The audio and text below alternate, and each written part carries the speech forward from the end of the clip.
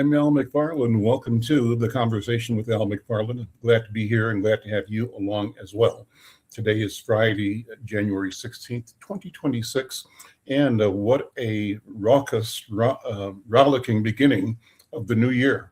I am just overwhelmed by what's happening in our country and in our community. In our country, I mean the direction and leadership that I think is bad leadership of Donald Trump and his effort to reinstate the sense of manifest destiny, what I call imperialism or neocolonialism, meddling in the affairs of sovereign nations, both in South America, particularly the invasion of Venezuela and the abduction of its president and first lady, and also the saber rattling around the rest of the Caribbean, Mexico in particular, the agitation around Greenland, annexing Greenland, the destabilization of our relationships with NATO by discounting the value of the strategic partnership that we've had since World War II, particularly with the NATO North American Treaty Alliance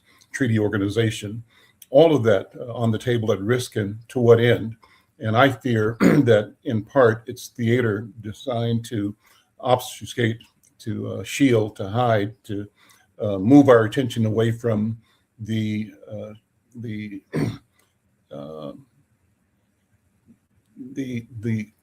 rotten at its core leadership of our country and their sense of rallying the worst instincts in human beings and in Americans for the sake of the preservation and elevation of what I call white supremacist thought. Well, I'll talk more about that later on today. Today is Friday. We have, as regular, as usual, our healing circle, and pleased to be joined by a colleague and elder and leader, Dr. Oliver Williams.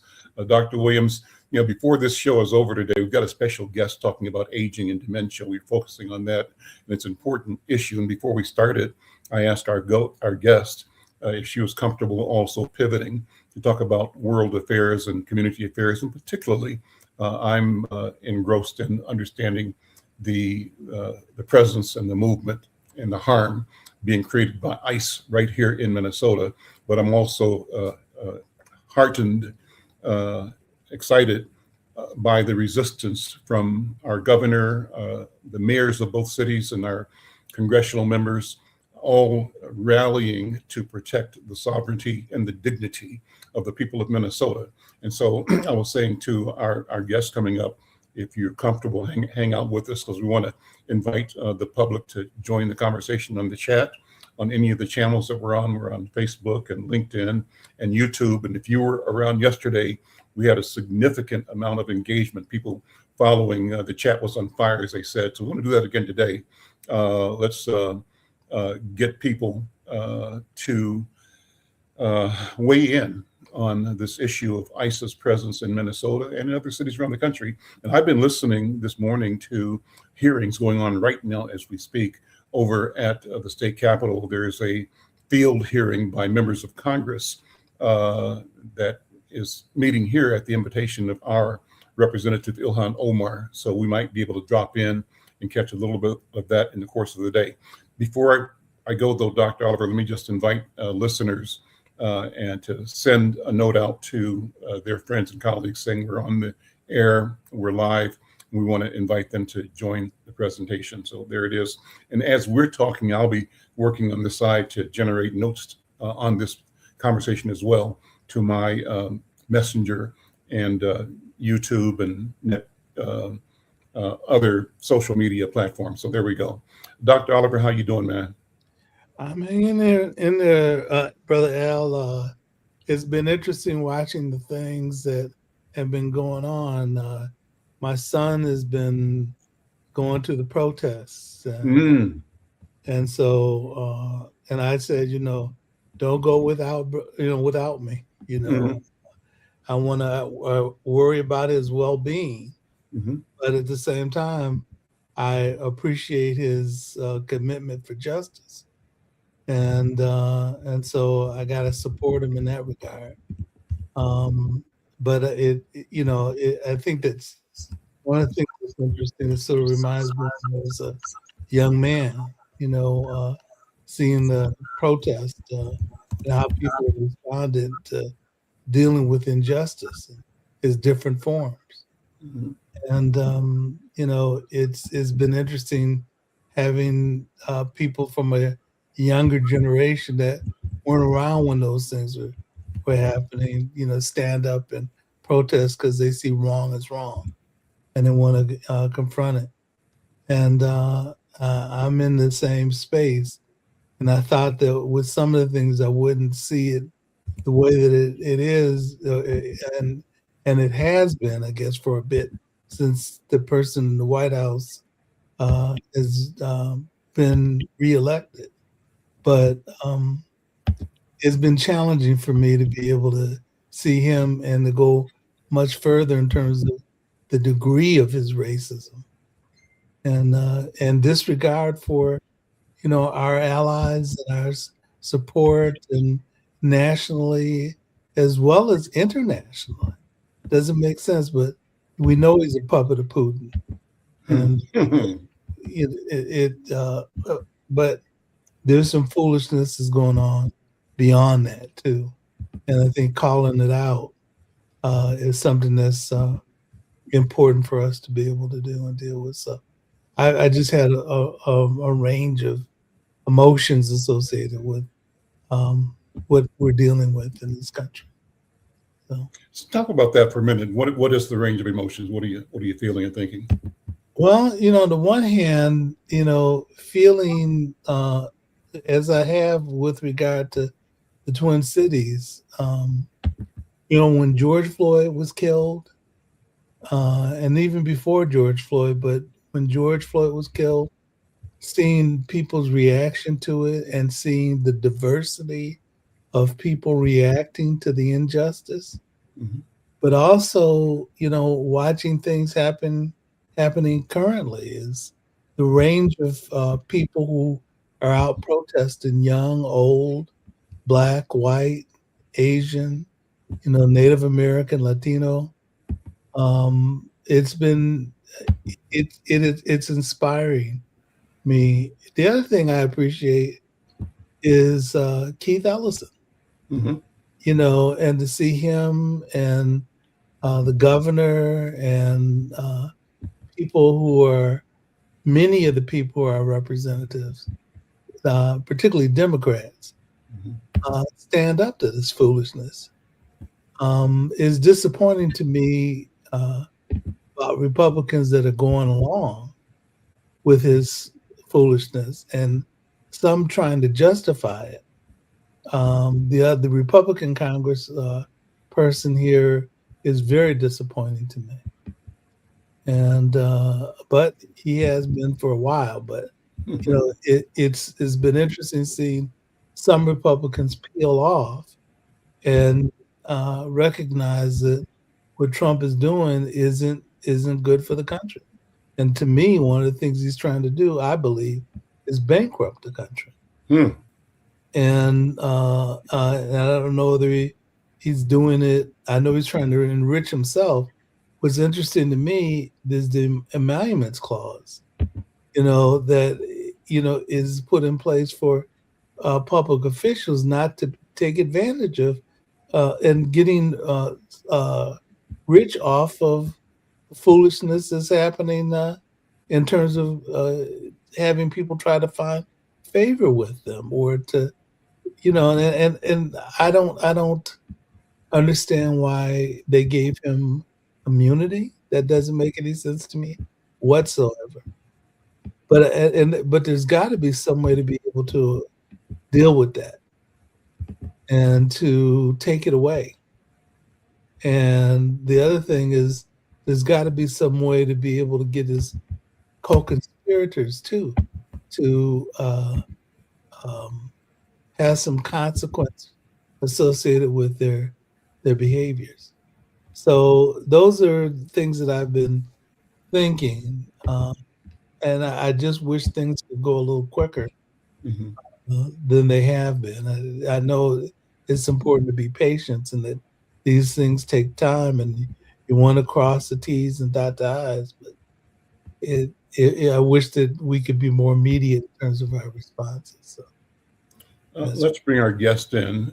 She's been patient, and we thank her for being here. Debbie Richman. Debbie, good afternoon. Welcome to the conversation with Al McFarlane, to the Healing Circle. Why don't you introduce yourself, first of all, in your work in the area of care, dementia care? So my name, again, is Debbie Richman, and I have worked in healthcare related to dementia for longer than I'd like to admit, but a number of years. And since September of last year, I started working for a company called Start Senior Solutions to utilize my background and experience to help connect older adults in the community to the resources that they need to get support in a caregiving role or being taken care of. So it could be related to the caregiver, or it could be related to the person that needs care themselves. It's a role that allows me to be in the community and interact with people in the community, listening to their stories and helping them access the support and resources they need to feel comfortable in their aging, hopefully staying in their home, but if not, helping connect them to alternate housing resources, just a lot of connectivity with the community. One of the beauties of our organization is these services are free. So anyone that contacts us, anyone, whether it's a phone call or a visit or 3 months of work, there's no charge for the services. We consider the services a ministry to the community. And so that's how we focus the work. And to be an elder advocate, what are the objectives? What are the aims?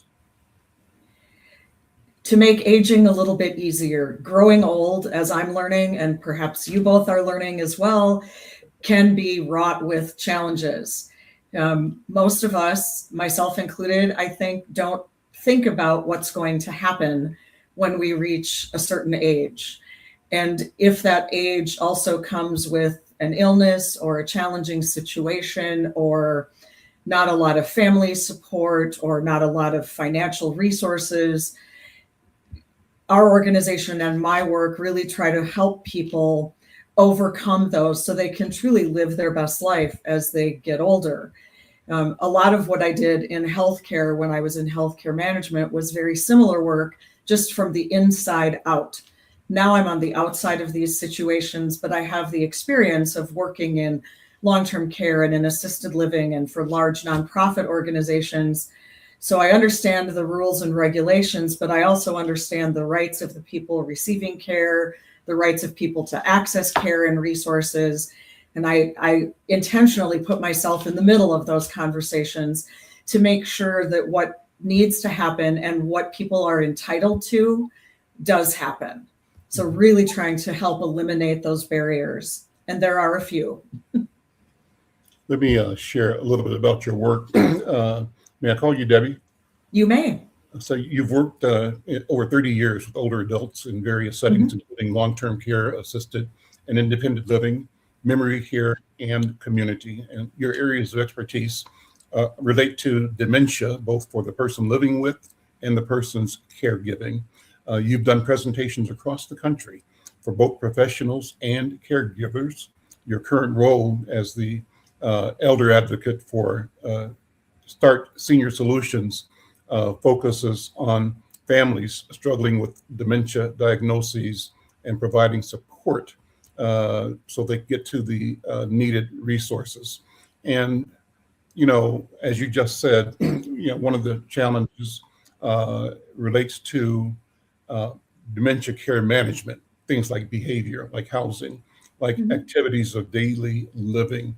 How do you do person-centered care? So let me drop 3 general questions. You can flow as you will, and Dr. Oliver, jump in when you want to as well. What does being equipped to be a caregiver really mean, and how does someone tell if they're approaching the caregiver role with unrealistic expectations? That's question number 1. And 2, caregiving can and likely will take over every corner of a person's life. So how can someone tell if the role is starting to affect their health, their sleep, their spirit before they burn out? That's for the caregiver. And then finally, what are the cultural aspects of this? Cultural expectations to be a caregiver can be overwhelming. And how do you navigate the sense of duty while taking care of yourself? You know, and I say that I grew up in families in Kansas City where I witnessed, I'm 5, 6, 7 years old, but an aunt or great aunt, my grandmother's sister, who was dementia. Back in those days, it's like in the 50s, 1950s, we just called her Aunt Della, and we said she was crazy, right? They had her under lock and key in a room in our house. And, you know, they brought food into her, and then there'd be all kinds of just mayhem and mess in her room. She was actually, you know, I don't know how you describe it. I just remember it from the eyes of a 5, 6-year-old kid. And I remember her being brought out of the room on one occasion and rocking in a rocking chair under supervision, but she rocked out and died. So my grandmother was her sister, I guess, or her niece was the caregiver. The family was a caregiver who were all in that house with her. And then since that time, I've witnessed several other people in my family experience dementia. My own mother died just recently, having lived to 92, but with dementia, maybe 99 with dementia, and had uncles and aunts and other people. And so I'm concerned about, number one, my obligations as a caregiver relative, but I'm also concerned about my own health. What's going to happen to you, Alan McFarlane, because you're getting old, boy, and you're forgetting stuff a lot. So how does a person like me, Dr. Williams, and our guest, Debbie, approach this in a way that keeps us grounded and having reasonable expectations? What do you think? Big question, sorry. Yeah. How much time is there left? No. I think, you know, you start with the question about being equipped, and no one is ever fully equipped to accept the role of being a caregiver. It sort of sneaks up on you. It can be something that you think might happen. My mother passed away a little over 5 years ago, and I was put into the caregiving role pretty full-time the day she went into the hospital and never went home again, although that role has evolved over the last 5+ years. There's not a manual. And boy, I wish there was sometimes. I think as a professional, and maybe Dr. Williams, you can relate to this as well. You know, I talk to people a lot about the caregiving journey and things that they can do to make that caregiving journey a little bit less stressful. When you, though, are the caregiver, it's a different journey because now you have to take your own advice. And I don't know about you, but I'm not always the best example of taking my own advice or listening to the same information that I tell families. I think being equipped to be a caregiver, you know, if you have aging parents, and for the purposes of discussion, let's just talk about over the age of 80. That's just a random age. Thinking about these things at a very rudimentary level before there's a crisis is very critical. And what I mean by that is there a power of attorney? Have you talked about a will? Have you talked about a health care directive? Have you talked about, does the person want to stay at home, or are they open to alternative living arrangements if that becomes necessary? And with that one in particular, there can be a pretty large cultural conversation that happens in terms of whether or not that's an accepted practice of having, you know, having someone go someplace or put somewhere. Al, what you talk about in terms of individuals being locked in a room, I wish that didn't happen still, but there are scenarios that I'm familiar with from my experience that, you know, when people don't understand what's happening and they identify that individual as crazy, or they'll use the word senile, which is an old school word. And the best way for them to deal with it in that situation is to have that person not visible, but they're still there. They're still very present. And we don't, I think as a country, we don't think about growing older or getting older as having inherent consequences. something will happen to us. It's a question of what and when it's going to occur, and we never know. It's sort of a gamble as to how well you can predict. With dementia, a lot of that depends on the type of dementia. There's a lot of them. Alzheimer's disease is the one we hear about the most, but there's a lot of other types. And when you talk about forgetting as we get older, I will say that I'm 63.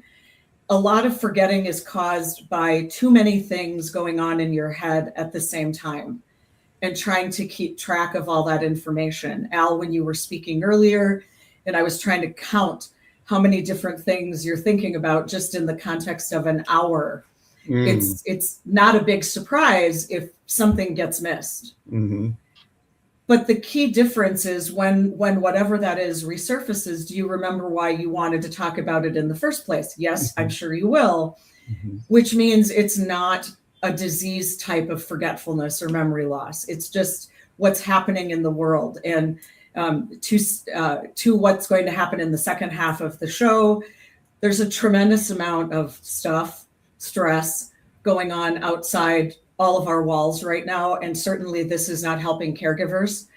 And it's giving everything and everyone a lot of challenge. But caregiving in particular, I can only imagine the added stress on individuals in the community that are struggling already to maintain a positive caregiving environment. Yeah, among the things that I think about is in terms of preparing for it. My sister and I were took up guardianship. We were co-guardians of my mom when she got to a certain age, and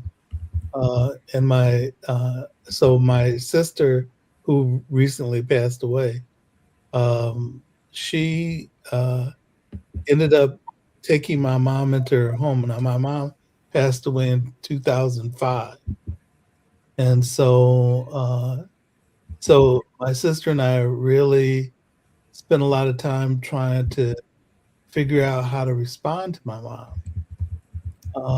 And as she got older, the dementia increased. Mm-hmm. There were certain things that she would deal with, some of which were kind of funny, but some of which were challenges. And I think one of the things I think about is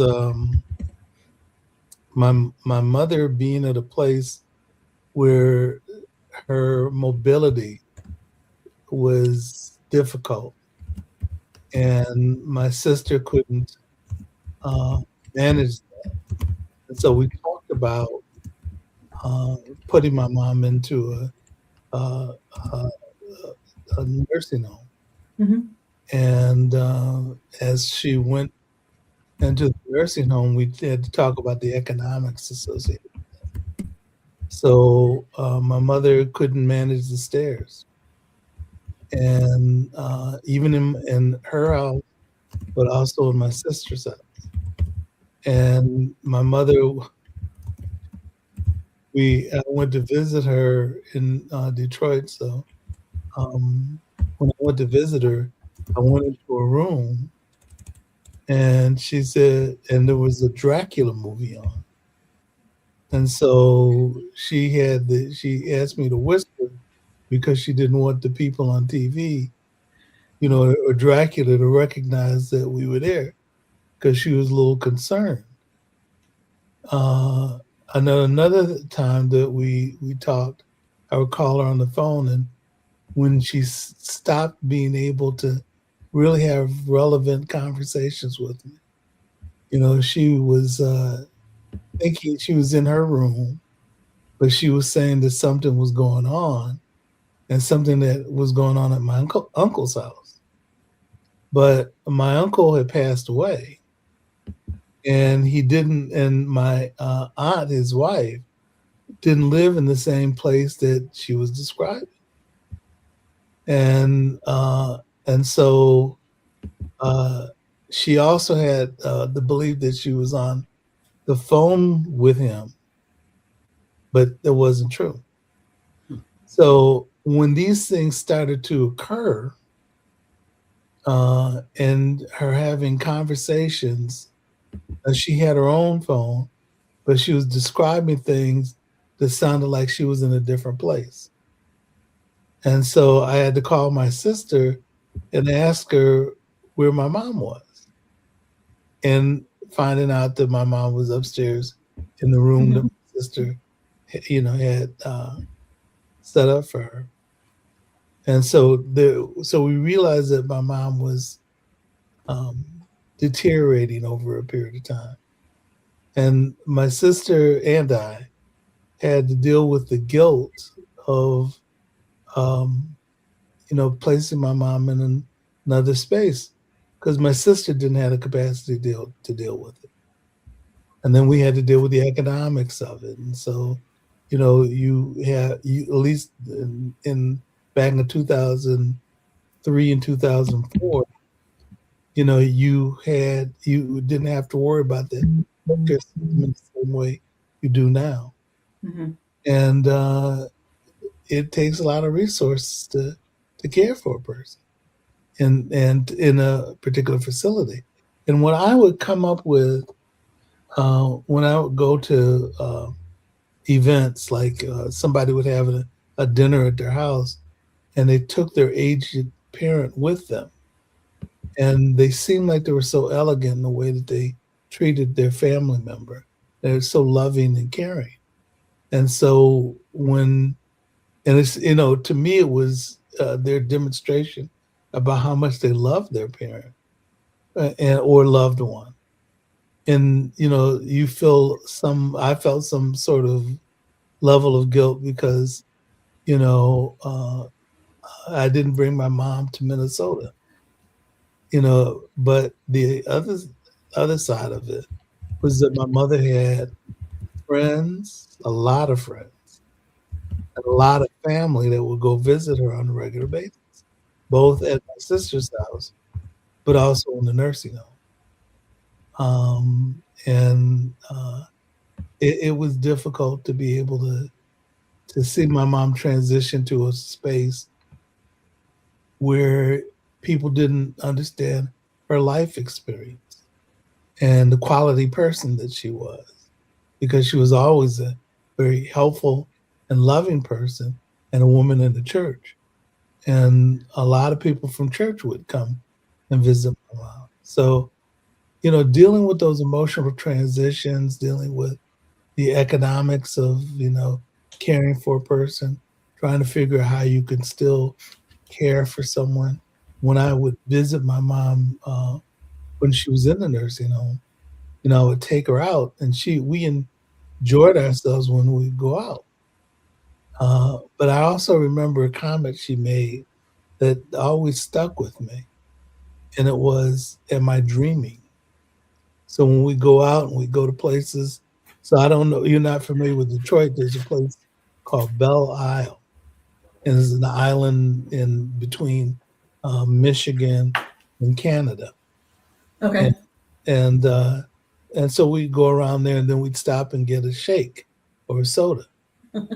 And she enjoyed. That's one of the things I knew she enjoyed. But then she would stop and say, as we're riding around, "Was she dreaming?"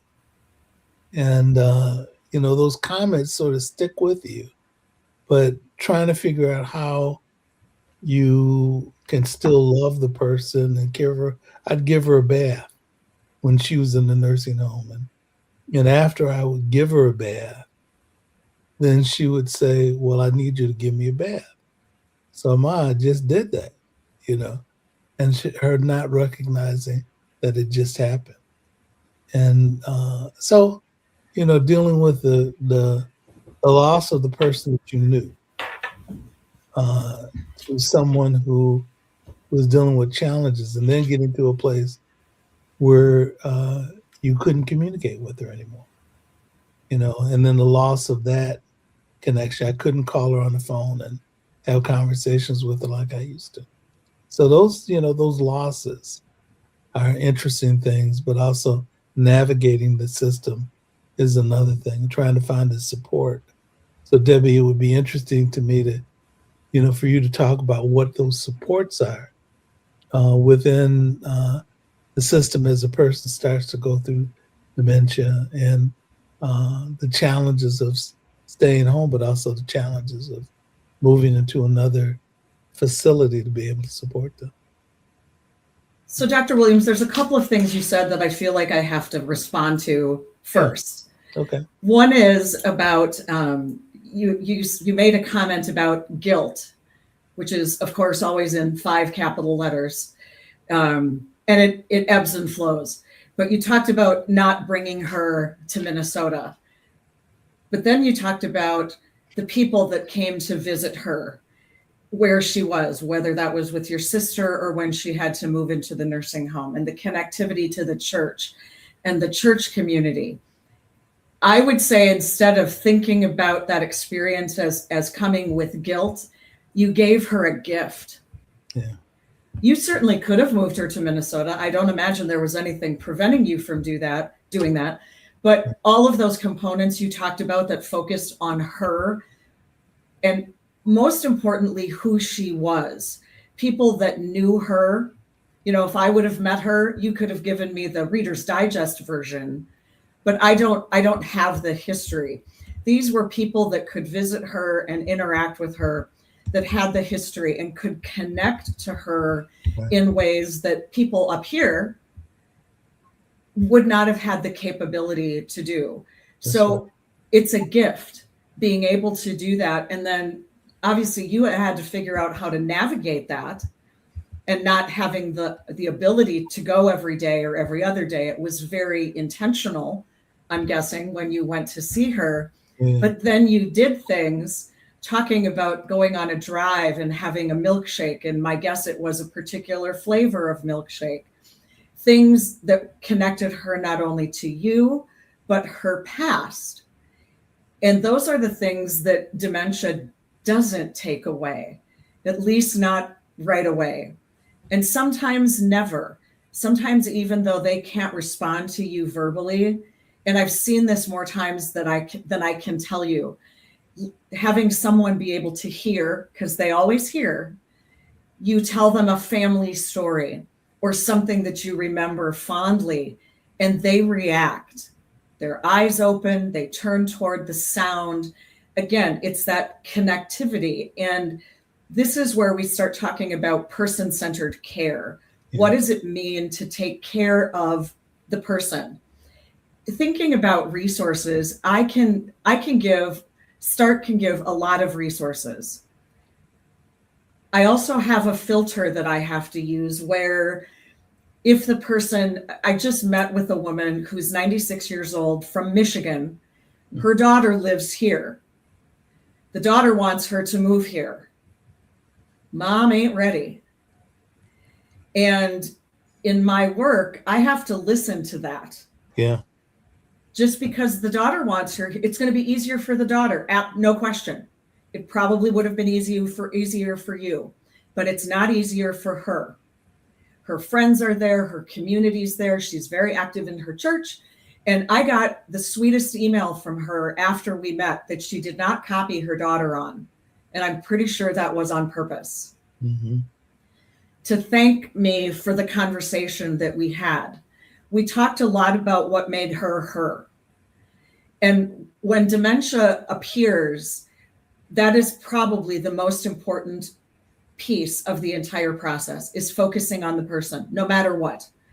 Whether you're adding resources, changing resources, whether you have to move the person, focusing on the person. Who are they? What's important? What do they value? Certainly what they like, what kind of food do they like? That kind of stuff. Yes, it's important. I want to know what you value. What is important? Your mom's church was important to her. That's huge. That's a significant piece of what makes someone who they are.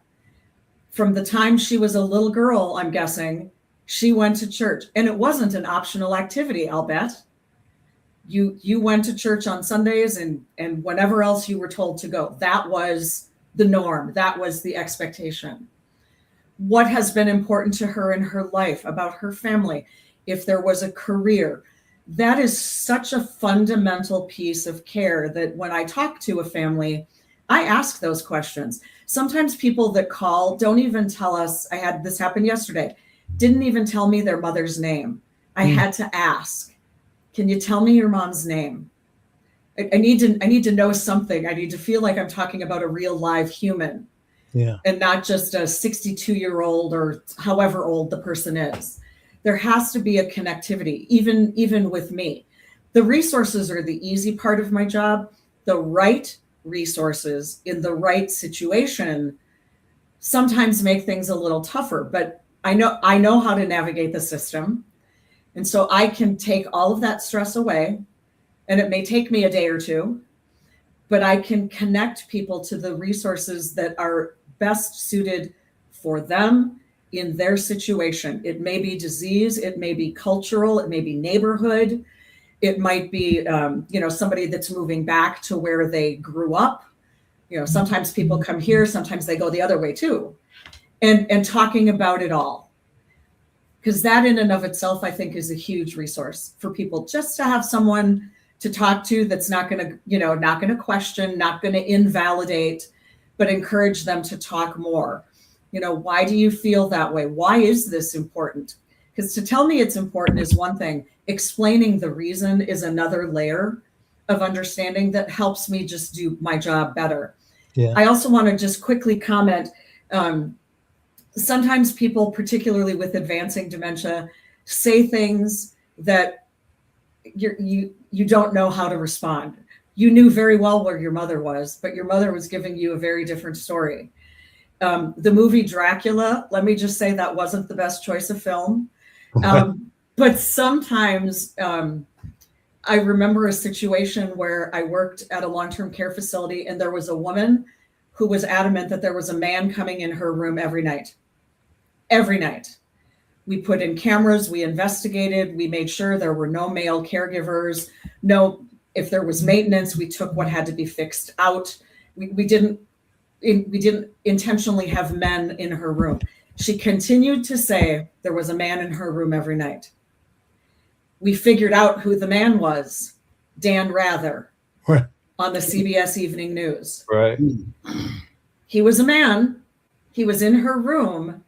She didn't understand that he was on television. Right. Because at that point, she had difficulty understanding what a television was. Mm-hmm.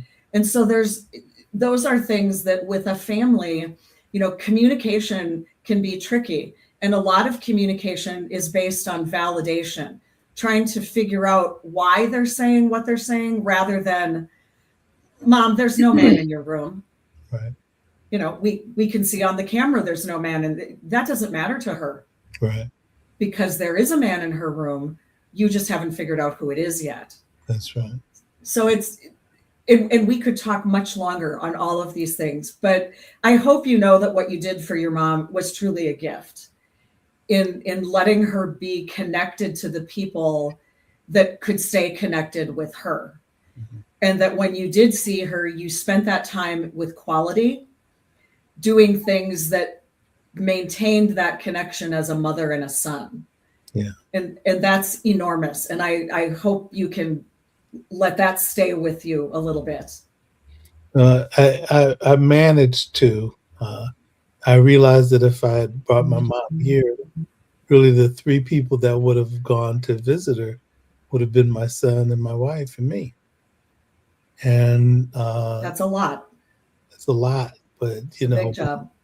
In Detroit, man, she had all of her church sisters and other mothers of the church. And then all my cousins, my mom's side of the family, my dad's side of the family had a bunch of people, but my mom's side of the family had an enormous group of people that loved her and cousins. And my mom was the youngest, so much of her older siblings had passed away. So, but their children and other cousins and members of the community would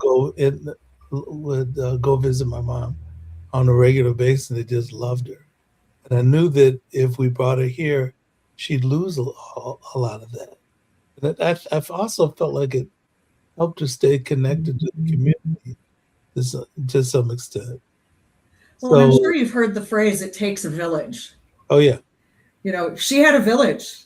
yeah, absolutely. She was very lucky, and not a lot of people have a village, or if there is a village, the village doesn't always want to participate.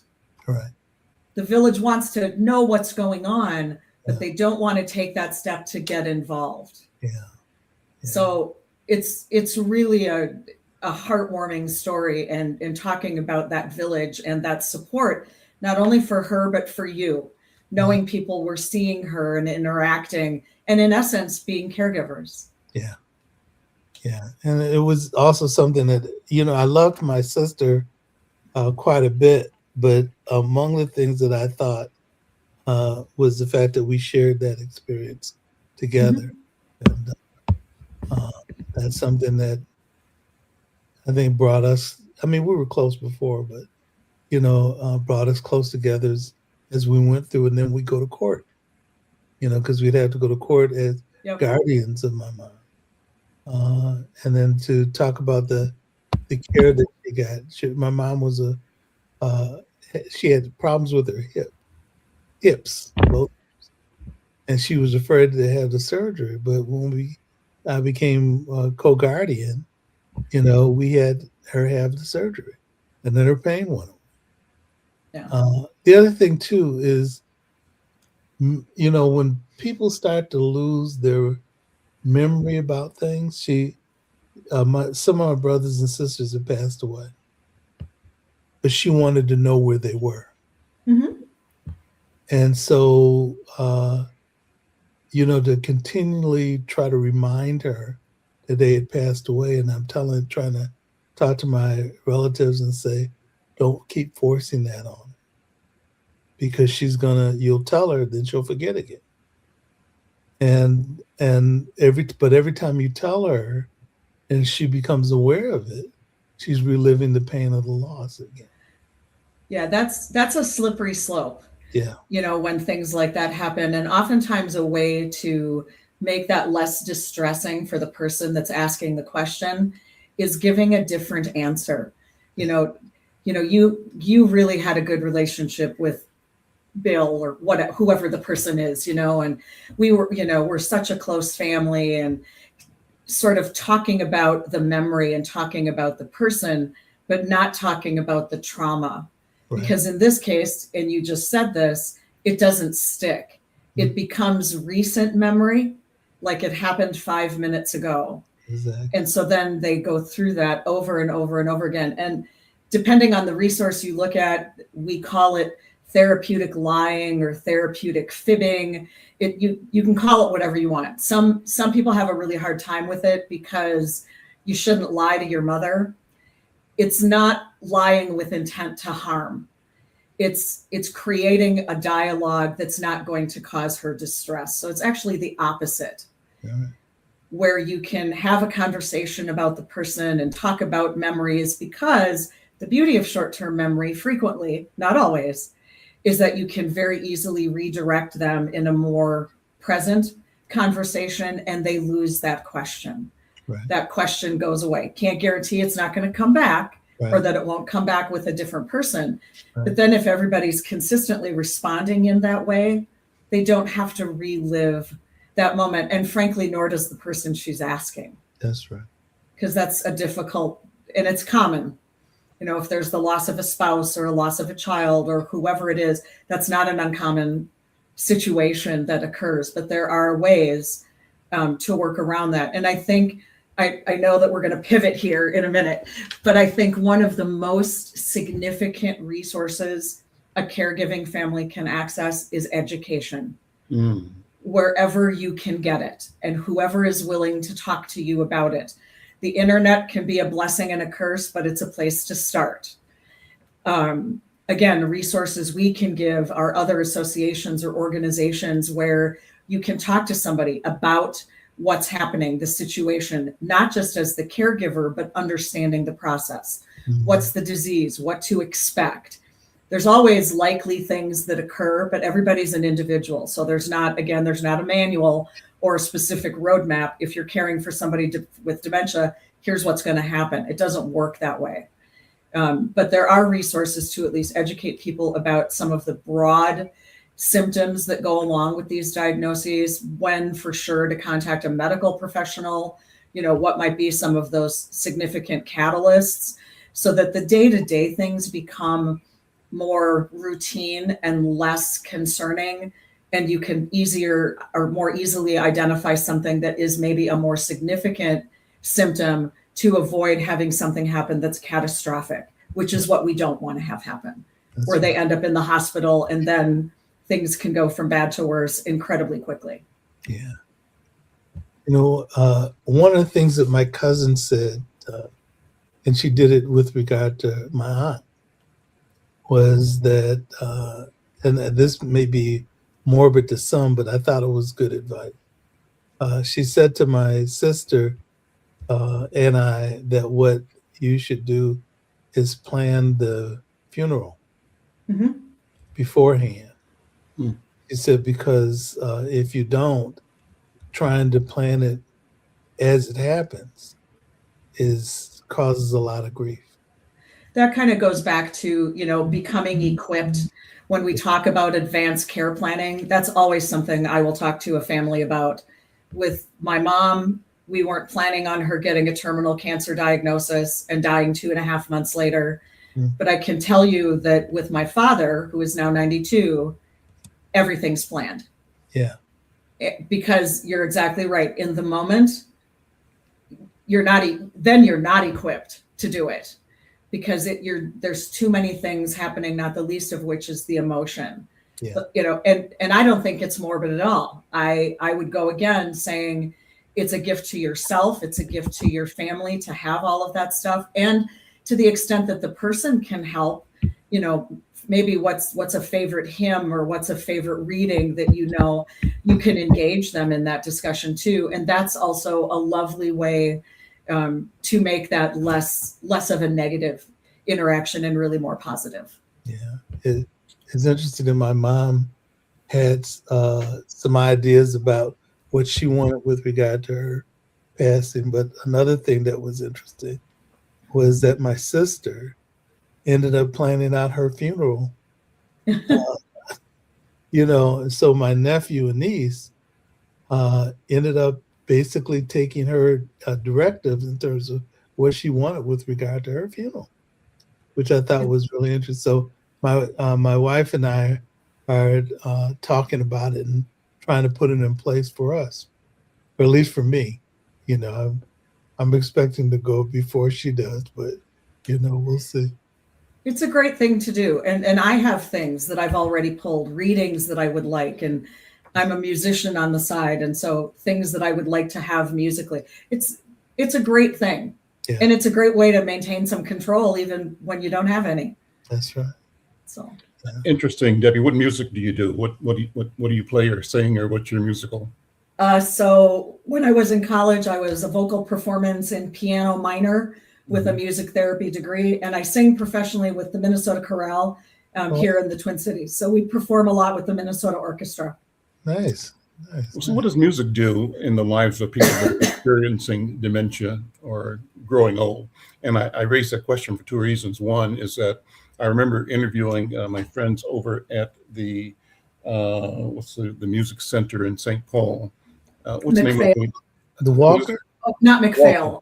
Walker West. Yeah. Okay. And they've got a musical choral group for seniors. And apparently it's just wonderful. I just read about them. I haven't seen it myself, but what I've heard about it has been a way to keep people engaged around something joyful. And then how it touches me personally is that when I used to call my mom up, she had kind of a regular loop that she would describe and talk. And I got that. And my thought was, go with the flow. And what we ended up doing, because we were raised in a Pentecostal family growing up, and we spent I can't tell you how many hours and days I spent in church, but I know all the songs and all the stories and all the Bible, stories. And so it was easy for me and comforting for me to refer to the songs that I grew up on. So I would just start saying the lyrics of the songs as words I'm talking, and she would click right in, and we would just build on, the song "Joy Bells," ringing in my heart, "Joy Bells," ringing in my heart. Songs like "I'm a Soldier in the Army of the Lord," and we'd have song after song after song that we could go to, and those songs really expressed an experience that connected both of us to how those songs showed up in our day-to-day life, in our history of being alive. So it was a wonderful thing to be able to rely on both musical and the memory of the religious training and expression that we experienced, that I experienced as a child growing up and with my mom and dad and grands, et cetera. So that's why I raised the question about music and things like music that keep us connected. What do you think? Yeah, music is one of those things that even with a dementia diagnosis lives in a different part of the brain. Mm-hmm. So it tends to never go away. Mm-hmm. And the further back the music, the higher the likelihood that they're going to remember it. And particularly church music, Mm-hmm. where I, very early in my career, I worked with a woman who I was told didn't speak, didn't engage at all. And I had a tiny little keyboard that I would set on a table. This was in a nursing home on an Alzheimer's unit. And I would play hymns. And I grew up Lutheran, and I learned very quickly in this field that even though Lutherans basically get taught that Lutheran music is the center of the universe, I had a very quick education that, whoa, not so much. There's a whole lot of other stuff out there, and I had to learn. Because in this particular care facility, there probably were 10 different faiths. Mm. And so I had to find hymnals and I had to learn music. In this case, I played Amazing Grace and I heard something. Mm-hmm. And I thought, am I humming to myself? Was that, it was this woman who didn't speak, Mm-hmm. but boy, did she know Amazing Grace and every word. It lives in a different space. And so sometimes it's word leading. So Al, like you talk about just saying the lyric or the words to a hymn, the older the hymn, the better. I found that as I was more into my career, if I would do a music activity, I had to stay backwards. I couldn't, things that were changed and words that were changed to be more appropriate, I guess, as they would say, didn't fly. Mm-hmm. It had to stay old school. Had to be in the red letter Bible, which some people don't even know, and it just lives in a different space. And thinking again about how do you connect and that person-centered focus. Al, if I'm ever a caregiver for you, now I know 2 really important things. And that becomes, again, part of that bigger caregiving conversation. Mm-hmm. And music is a great thing. I cannot think of the name of the chorus in St. Paul. It'll come to me at 3 a.m. Mm-hmm. But I also direct a Giving Voice chorus called Giving Voice Crosstown. Mm-hmm. And Giving Voice Initiative is choruses across the United States that focus on individuals living with dementia and care partners or volunteers that sing with them. Mm-hmm. So once a week, I direct a chorus that's probably about 60-40, 60% people living with various types of dementia. And music, even if they're not as familiar, they learn music. They can learn melody. Do they sing the right words? Not all the time. I don't care. That's not part of it. It's being able to experience joy in a safe space where they can be whoever they are in that moment, do whatever they need to do in that moment. And the connecting thread is the music that we make. Yeah. And so it's very, very important. How do people reach you? I did put the information on the screen there. So if they want to connect with Debbie Richman, elder advocate and dementia care specialist at Start Senior Solutions, there's the email, there's the website, and also the email address, Debbie at Start Senior Solutions should be .org. It's OR, but it should be ORG. people reach out to Debbie and share with her your concerns or interests and get the resources that she's able to connect you to. Let me spend the last few minutes shifting a little bit, and I'm going to go over time. I don't know if my producer is there. I think he's in an airport. He might or might not be able to stay with us for the end of the program, Jared, but I'm going to keep growing a little bit because I do want to, as I promised, focus on the issue of ICE and find the connection between what we're talking about. One thing I was thinking as you talked about music and going back to the older the better, this was like a real stretch, so bear with me. I was listening to Laurie Daniels' Favor on Sirius Radio this morning, and she was talking to a political analyst about meaning making, and his challenge on today's show was that the Democrats, the government, ought to use ICE as a focal point for the elections coming up.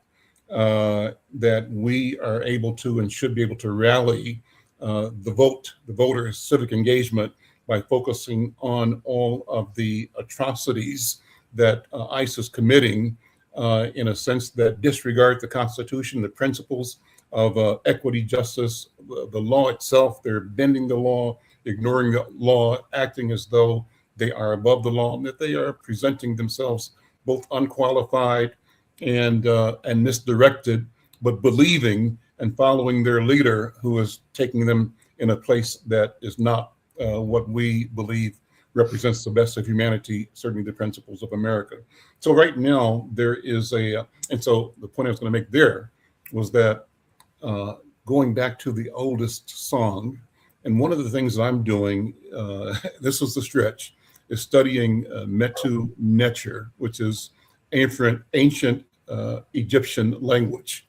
And when you said that, I said, yeah, go back not just to the songs I learned when I was 5, but the songs that were created 5,000 years ago, 8, 9, 10,000 years ago, that came out of the people that I'm a part of right now, African people. I'm an African man, and I'm a descendant of the creation, the creator, the original human being.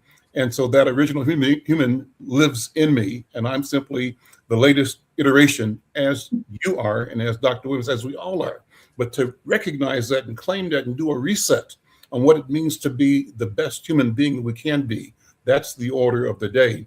And that really is front and center in the discussion that is happening around the country right now, certainly in the community. The hearings that I talked about earlier, there's a hearing going on right now in St. Paul with members of Congress. I just lost it on my phone here, but I'll share with you in a second. Trying to understand and take testimony from Minnesotans about what's happening here in Minnesota. And let's see if I can pull up a little bit of it. I'll read a part of a story that is a draft right now that I'm writing for Insight News. And it says that this was a political reckoning that several lawmakers directly blamed President Donald Trump for policies they say encourage heavy-handed enforcement and normalizing the suspension of civil liberties. So this hearing is being conducted by members of the Democratic Party, ranking member Pramila Jayapal, and also our own Ilhan Omar. And they're talking about, and they're saying that what's going on now is about who we are as a country. That's what's at stake. Who are we? And so they're saying that restoring trust requires accountability, transparency, and a recommitment to constitutional rights. And they say that right now communities are living in fear. The stakes on the table now are immediately and deeply personal. For the nation, lawmakers are warning the stakes are nothing less than the preservation of democratic values themselves.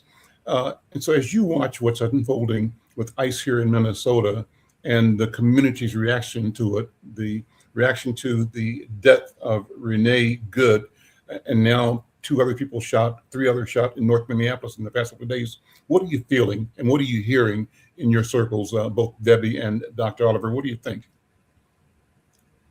Debbie, you want to go first? Sure. The first word that came to my mind when you were talking was it's sickening. what's happening. I live in a suburb, but my father grew up in North Minneapolis. My father is Jewish. And I have seen posts and I've listened to people talk about very unfortunate similarities with Nazi Germany. I have never ever felt afraid to be anywhere in the Twin Cities area. I traveled a lot to Chicago in a previous job. Never felt fear like I fear now going anywhere. Mm-hmm. And ICE has been present in my little suburb as well, in places that I don't understand. It confuses me a little bit. I don't understand why they're here. I don't understand what they're doing, how they're doing it, the intent to generate fear and make people scared to do even basic needs being met, where people are afraid to leave their homes. Connecting it a little bit to the caregiving world, I wonder about people who have caregivers who are Somali, who are Asian, who are Hispanic, who are anything. Are they comfortable going to work? Can they go take care of the people they normally would take care of? Or are they in fear of that? And are there protections being put in place for those folks to still be able to do their jobs? The whole thing is uncomfortable to me. And I don't even know what else to say. I guess it's very sad. I've lived here my entire life, and I've never seen or been a part of anything like this. In this hearing going on right now, I'm reading from the draft story that we're putting together for Insight News. And before I read that, I want to invite anybody listening to share this conversation to let people know we're talking about this important and critical matter and to join the conversation. And as the screen shows, there's a QR code. If you want to join the conversation, click on the code. I'll let you in and share your point of view. You can agree with me or not. I respect however you feel, however you approach community culture and the society. And to me, that's the important thing, that all of us have voices that matter. But the article we're writing says lawmakers are highlighting conditions in Minnesota where reports indicate that parents are afraid to send their children to school, workers avoid jobs, and families retreat from daily life. The fear, they're saying, is not confined, however, to one state. Similar anxieties are surfacing in Phoenix, where community leaders have described neighborhoods falling silent. From a public safety perspective, the consequences are profound. And one of the persons testifying was a suburban police chief, McCarthy, who told lawmakers that such fear decimates the trust between communities and law enforcement. When residents are afraid, victims and witnesses stop coming forward. The only ones who benefit, McCarthy warned, are the criminals who prey upon the most vulnerable. So that's kind of what's at stake here. This hearing, as I said, is being led by the Democratic members of the U.S. House of Representatives, and the co-hosts are Representative Ilhan Omar, Democrat from Minnesota, and Representative Pramila Jayapal, a Democrat from Washington State. And they're saying about 30 Democrats have come to Minnesota to be part of this hearing. It's called a field hearing. I don't have the full list of the people, but I'll get that later on. But the hearing included testimony by Keith Ellison, Minnesota's Attorney General, who said and testified about the state and the city's lawsuit against federal government over the ICE actions. The testimony included testimony from Minneapolis Mayor Jacob Fry, and he talked about the impact, local impacts of federal enforcement, and also testifying Carly Herr, the newly elected and installed mayor of St. Paul, who testified regarding community experiences and concerns. And among the individuals and community people that testified, Patty O'Keefe, described as an ICE observer, who said she was held in ICE custody for 9 hours. I heard that testimony. It was gripping. And what she said, I think, was that where she was detained, there was a place that they took people that were U.S. citizens, separate from people that they questioned the citizenship status of. So that means there's a willfulness in this roundup that ICE is doing. And people, I think, mistakenly are saying, oh, I'm an American citizen, I have nothing to fear.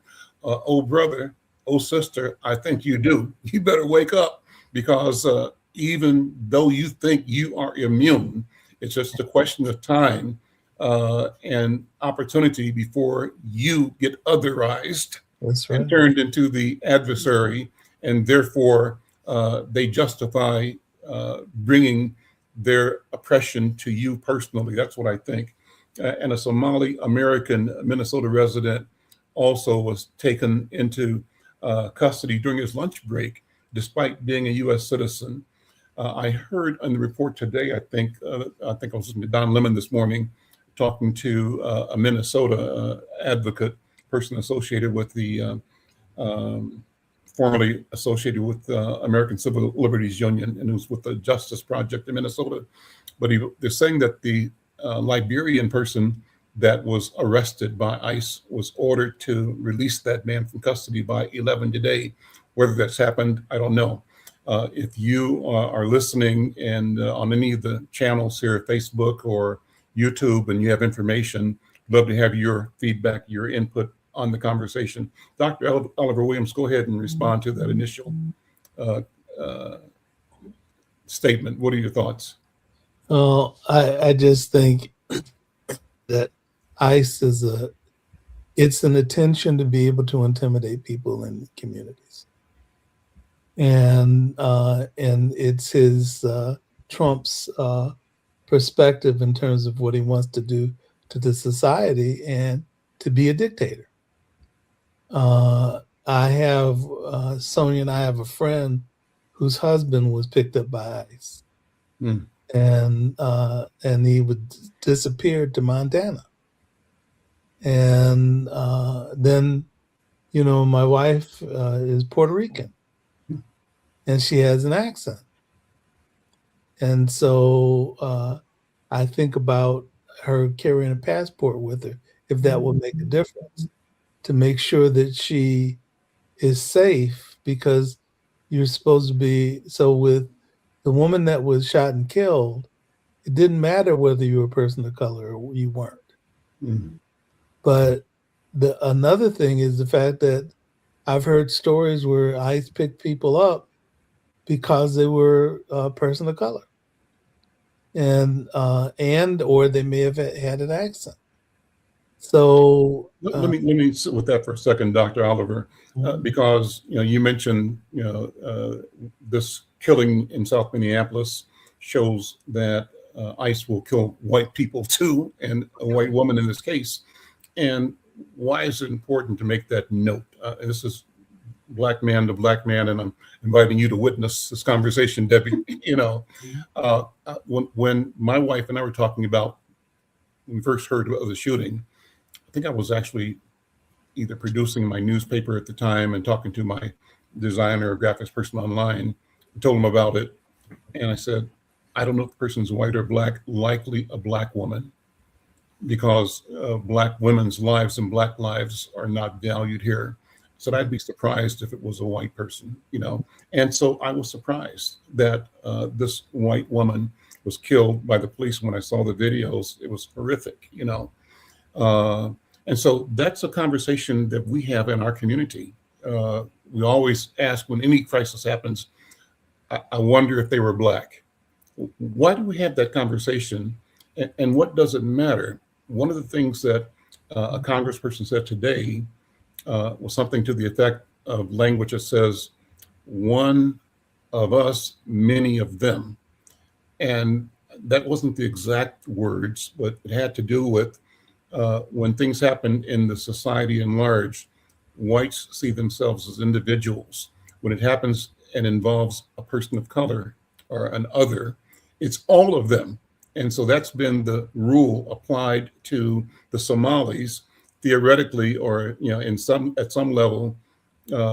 Trump is ginning up this idea that they've got to come and rescue Minnesota and the country from the invasion of Somalis who are draining the state by committing multi-billion-dollar fraud theft from the government and robbing Americans of our wealth by being here.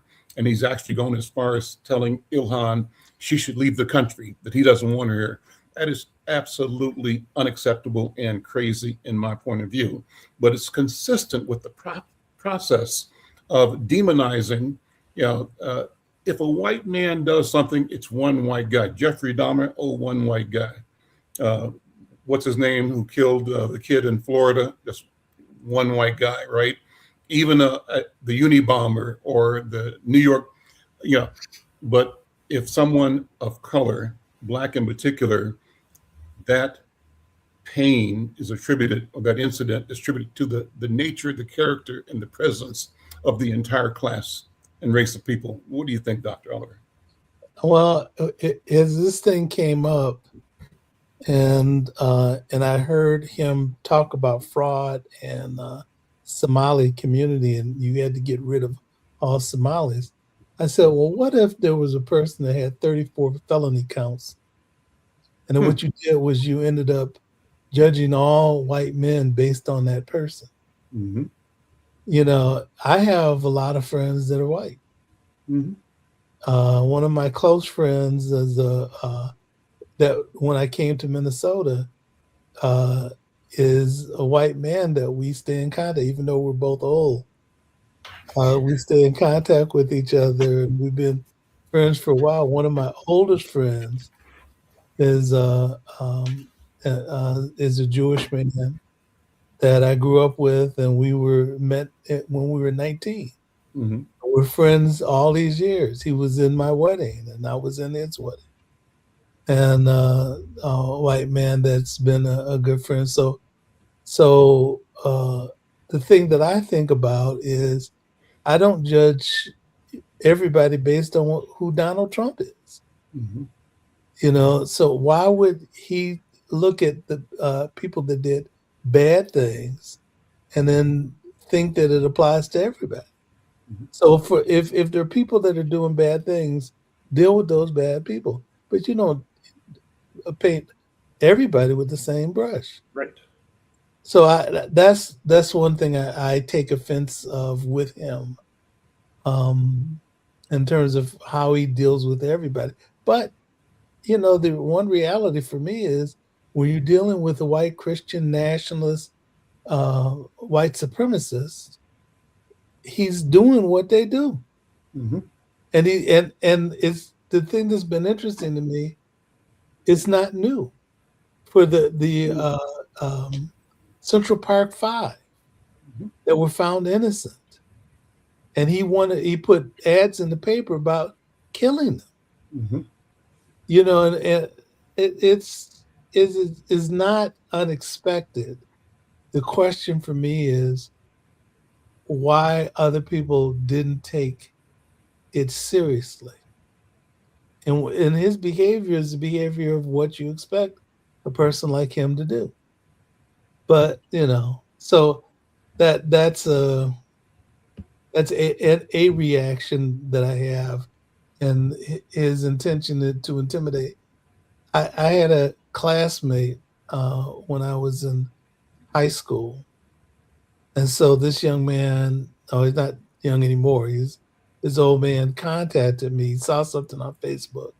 I don't know how it popped up in his feed or whatever, and he wanted to contact me, and he wanted to go fishing, take me fishing, and I had concerns about that.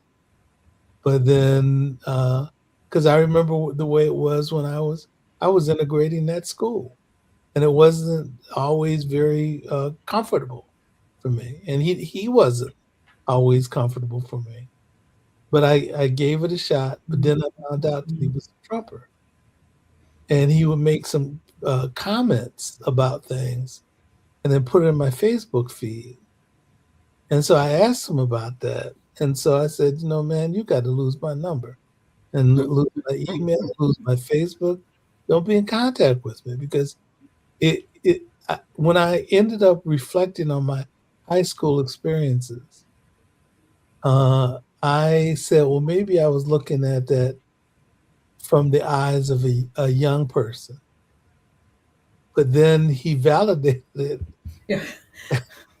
after as we were adults and seniors, for the philosophy, but also validated what the experiences were. And that it made sense, because it made no sense back then. It doesn't make any sense now about what happened back then. But he validated my belief and experiences, the real challenges when I was going to school.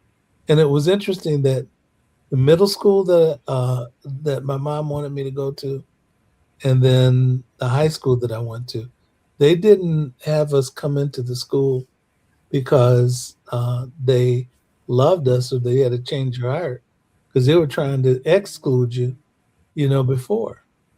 They wanted you to come to the school because they were going to lose their funding if they didn't, have us come. So, so that's my reality with that, and all the things that Donald Trump is not different than he was before he was elected. Mhm. So why should we believe that he would do anything differently, other than that quote with regard to what happened in Germany?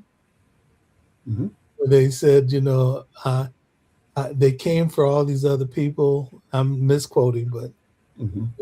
I'm giving you the idea of the statement. And I ignored them, but then they came for me, but there was nobody else to fight for. Mhm.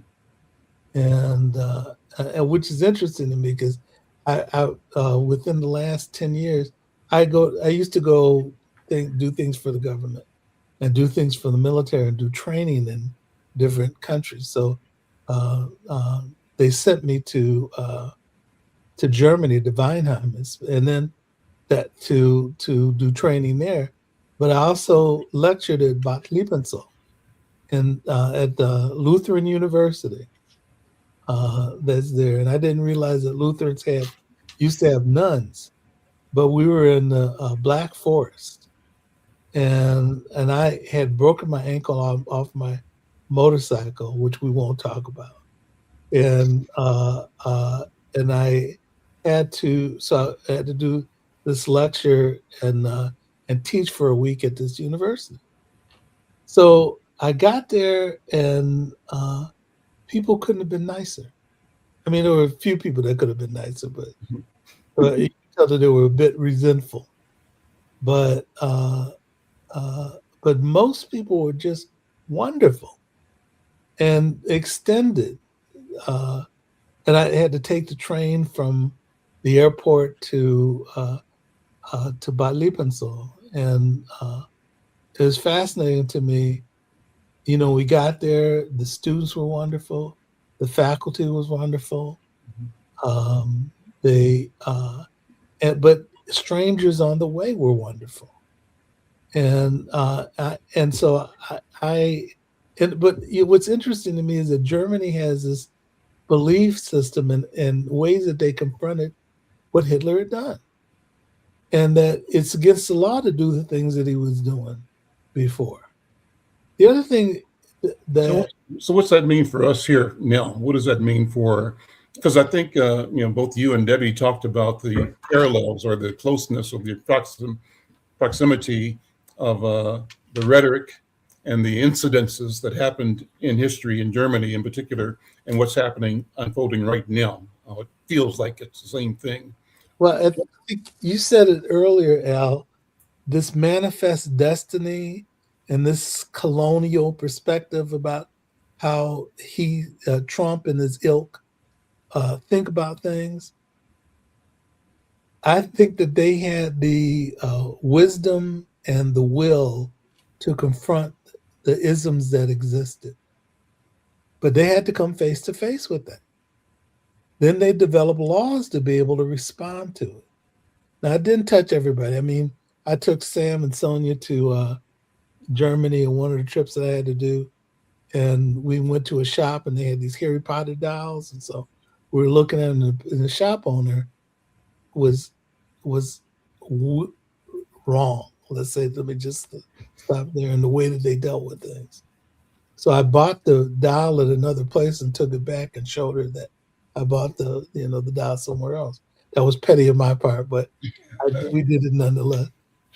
But most of the experiences that I had there were pretty wonderful. Mm-hmm.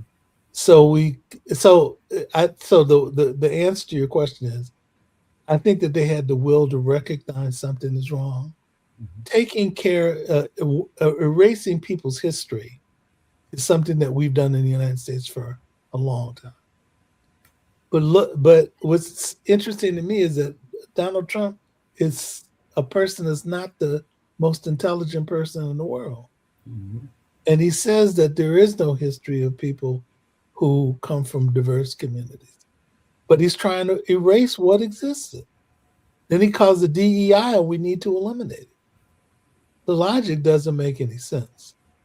So what I appreciated about Germany was the fact that they were able to name it and confront it, and develop laws against it. And I think recognize when there was something that happened that was not right. We have to do that in the United States. Mm-hmm. But historically, we haven't been willing to. That being said, there have been people who were willing to do things like that. Mm-hmm. Joe Biden, for example, Al Gore mm-hmm. Had done some things that I really appreciated. Mm-hmm. And we had people who were in Congress historically, John Lewis, mm-hmm. A bunch of people.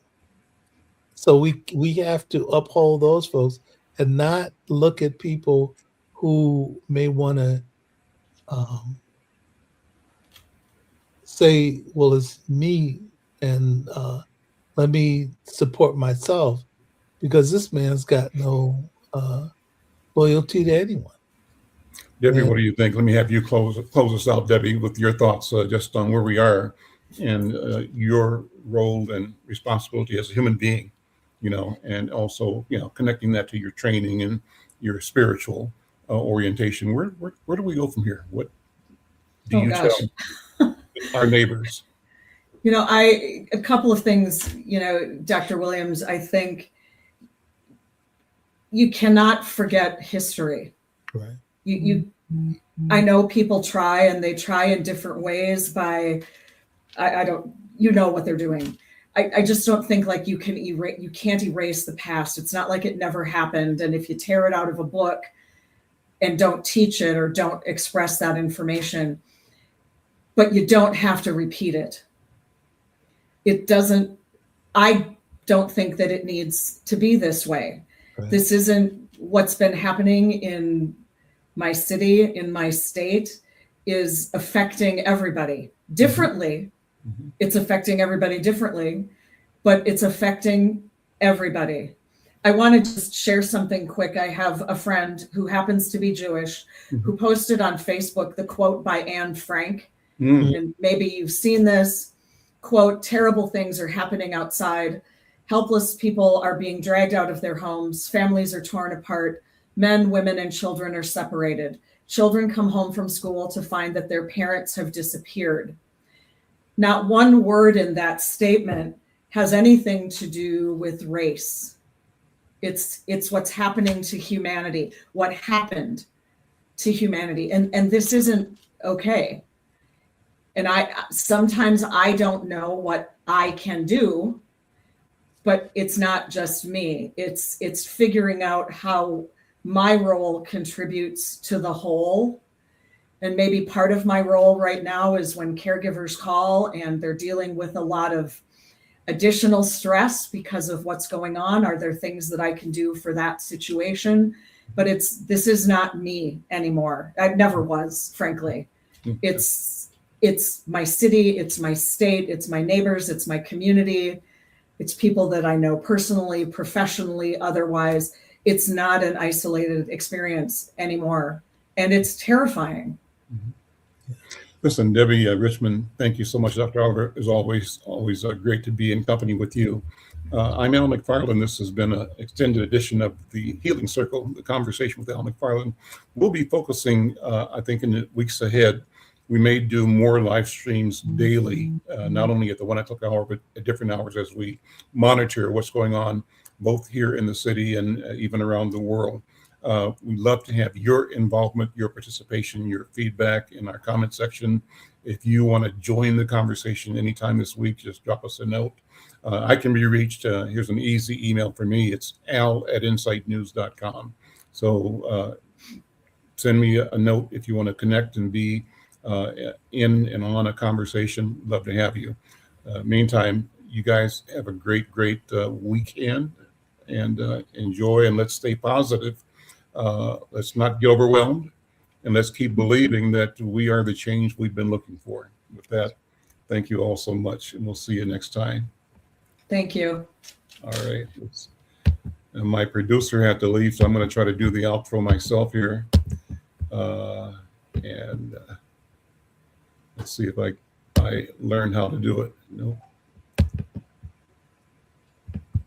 And I don't know that I did it. Well, I'm going to just close it by saying goodbye and thank you all. We'll see you next time. Okay. Take care. Bye-bye. Bye-bye. Bye.